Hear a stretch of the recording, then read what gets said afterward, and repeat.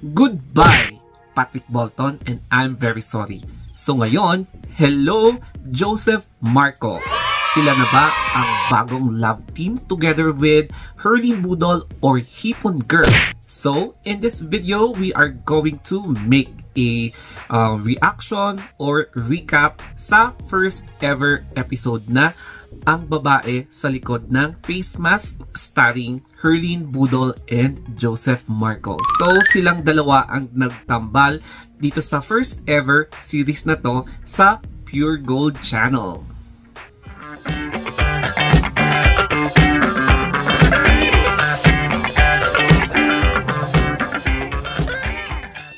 Ang tanong, bakit mo pa hahanapin ang taong wala kung hindi naman talaga siya magpapakita?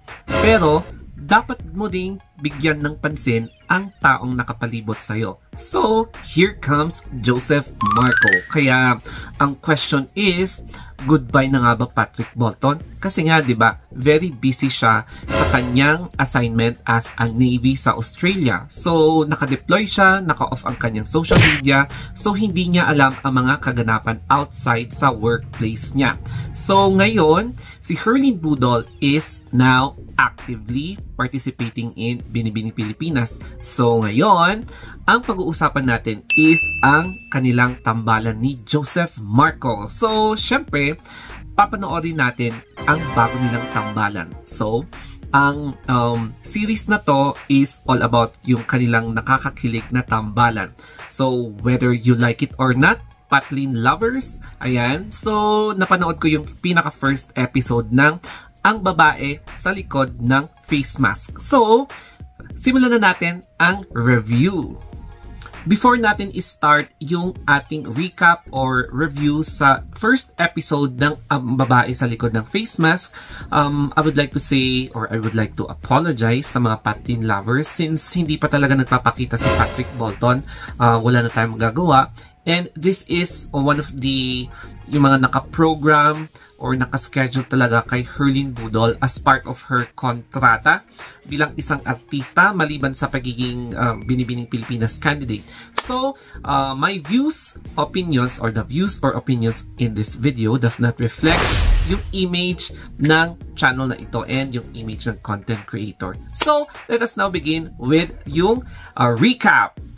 Yung first part ng recap is all about yung mga experiences ni Herlene Budol bilang isang babae na nire-reject ng mga nakakamit niya, especially online.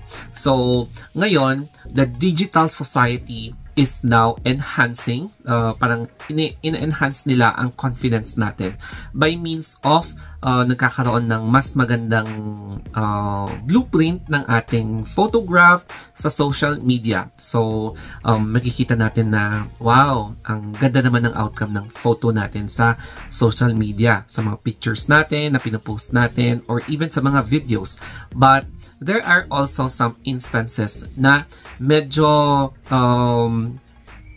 exaggerated na yung pagkaka-photoshop ng mga pictures sa social media. So, bato-bato sa lait ang tamaan.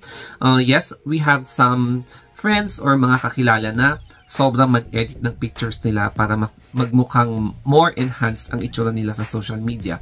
So, ngayon, kay Herlene Budol, yung kanyang character in the first story is that parang naloka ang mga na-meet niya. So, there is a parang psychological na impact sa mga sa katulad ni Herlene Budol na nare-reject. So, here comes parang yung mga iba na nakaka-relate dahil yung iba na nakipag-meet through social media, meron talagang instances na nare-reject sila. So, yan yung first part ng video. Then, nagpapasalamat si Herlene Budol na nagkaroon ng face mask. So, I think there is also a good side sa pandemic na ito. It's because through wearing face mask, we are being given the chance na hindi i-reveal ang ating tunay na pagkatao or tunay na face. Tapos, kung meron kang pinagtatagong gusto mong itago or itakpan sa face mo, pwede mong itakpan gamit ang face mask. So, ang daming nagpe-face mask na mukhang gwapa or gwapo. Kapag meron kang malaking pimples or maraming pimples, pwede mo lang takpan ng face mask, then you're ready to go, o diba? So, yun yung protection ni Herlyn Budol against sa mga nabubuli sa kanya, against sa mga nalalait sa kanya. Kaya, alam nyo yon, tinawag siyang hipon girl dahil sexy lang siya, pero hindi umaayon yung face niya sa kote ng katawan niya. That's why, tinagurian siyang hipon girl. And yun yung isa sa mga reason kung bakit siya sumikat. So, for me, always embrace your flaws because your flaws might bring you into stardom. So, pasalamat si Hipon Girl dahil sa kanyang pagiging hipon, naging artista siya. O, diba? Dumako naman tayo sa revelation ng kanyang mother habang kagigising lang ni Herlyn Budol sa kanyang bahay. So, she is living with her mother. I think single mother ata yung mama niya and niraise siya. So, eto yung revelation. Ang pinakita ni mama niya ay ang sumpa na kapag tumungtong siya sa 27, age na 27, tapos wala pa siyang asawa, ibig sabihin, magkakaroon siya ng sumpa na hindi na siya makakapag-asawa forever. So, I'm not sure kung half truth yon or half false, pero parang there's something, alam mo yun, kapag sumpa na sinasabi, and medyo seryoso yung mama niya. Number 2 is that ampon lang siya dahil obviously hindi sila magkamukha ni Nikki Ferriols na nag-act as her mother sa series na yan. Pero kung titignan mo, meron talagang backstory sa sinasabi niyang yon. Parang there is something twisting story about that. Pero nag-segue lang ang mama niya na parang part lang pala ng vlog niya kasi nag-vlog ang mama niya. Pero kung iisipin mo, parang there is something behind sa mga sinasabi ni mama niya. So, baka malalaman natin yan in the future sa mga next episodes ng kanilang series. Then, after silang nagre-rehearse ng TikTok ng mama niya, syempre, they are in a middle class na family na medyo nag-i-struggle. So, si Herlyn Budol sa series na yan ay breadwinner ng kanilang family. Hindi nakapagbayad ang family ng kanyang mama ng kuryente for at least 2 months. So, ang bill na babayaran nila is 3,500. So, yeah, medyo mahal yung 3,500 sa 2 months na hindi nagbayad. So, parang madidisconnect silang dalawa. Madidisconnect ang kanilang kuryente. So, ayun po guys. And, yung setting goes to yung workplace ni Herlyn Budol sa setup na yan. And alam natin na yung mga friends mo sa workplace is friends outside the work. Pero kapag nasa work kayo, syempre, yung position nyo speaks for itself. Dapat gampanan mo yung roles mo and responsibilities mo as an employee sa isang establishment. So, yun ang nangyayari. Meron siyang set of friends, naka-work niya. So, umutang si Herlyn Budol sa mga friends niya para pambayad ng kanilang kuryente. And then, sa setup na yan, dyan na nagkaroon ng scene wherein pumasok na dyan yung character ni Joseph Marco. So, syempre, yung itsura ni Joseph Marco, very, ang linis niyang tignan. Yung katawan niya is perfect combination. And then, makikita mo na he is from well-off family. Kasi yung forma niya, yung actions niya, syempre, pati yung itsura niya. Kaya pinagtitinginan siya, makikita mo na pinagchichismisan siya, ginagawan siya ng kwento, kung straight ba siya, or baila, or discreet, or closet, mga ganon. Pero, ang pinaka nakakakilig na part dyan is nung in-entertain ni Herlyn Budol si Joseph Marco dahil nga nag-CR ang yung manager tsaka yung waitress. So nag-work siya as a cashier. Siya yung no choice na nag-entertain kay Joseph Marco. Ang nangyari dyan is that bigla siyang nahilo dahil hindi siya kumain, meaning parang kulang yung blood sugar level, kaya parang hindi nag-function yung kanyang brain or muscles. So, medyo nahimatay siya ng konti, nahimasmasan. Pinag-serve ni Herlin Budol ng carrot cake, yung best-selling na product sa restaurant nila. And then, dyan nagkaroon ng parang spark, unforgettable moment.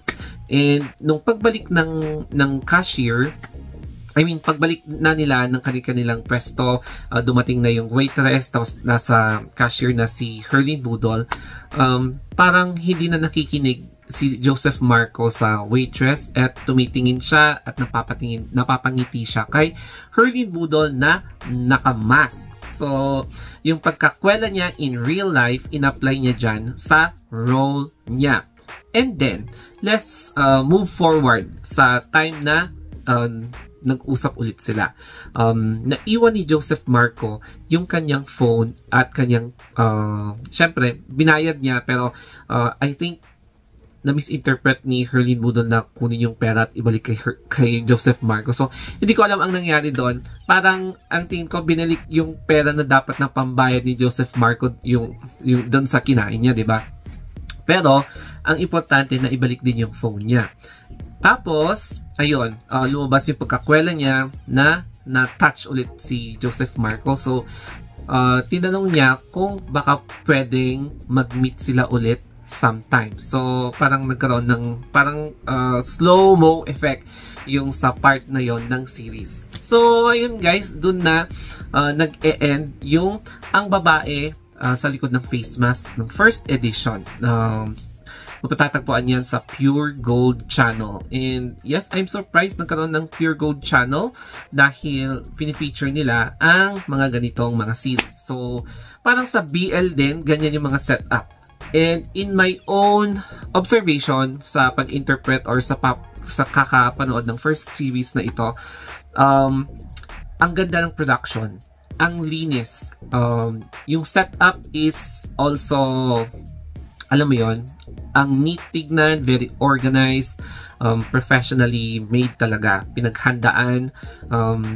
Nagkaroon sila ng rehearsal bago nila shoot yung each frames ng mga scenes or event ng story na yon. So, highly recommended yung ang babae sa likod ng face mask because nakaka-relate talaga yan in real life na mapapakilig ka talaga. So, yan po ang ating first episode na recap. And I think marami pang recap na gagawin yan. Yung depende sa production and sa director. Pero I think magiging limited siya, lalong-lalo na ngayon, at magiging busy si Herlin Budol sa Binibining Pilipinas. And the question is, ano na kaya talaga ang mangyayari kay Patrick Bolton? Darating ba siya or hindi? Wala pang official na announcement. Wala pa akong nababalitaan na andito si Patrick Bolton. Kasi nga, nasa line of duty siya ngayon. So, pati sa social media, hindi siya active. Kaya, hopefully, magkakaroon ng update sa July. If ever, I don't know if ano yung mangyayari. But then, kapag pinayagan siya, edi well and good. Pero pag hindi, well, sorry na lang talaga. And we are still hoping, marami ang nag-hope, but then don't expect too much sa hope nyo. Lalong-lalo na sa Binibining Pilipinas Finals Night. And that's it for today. Eto na ngayon ang update ko kay Herlin Budol. So sana nagustuhan nyo ang ating recap sa ang babae sa likod ng face mask with Herlin Budol and Joseph Marco. So, subscribe my channel, The Star of Anthony Vlogs, for more updates. Hindi lang yan, pati naman yung mga pageant updates na ina-update ko ngayon dahil pageant season ngayon. That's it for now. Thank you so much, everyone.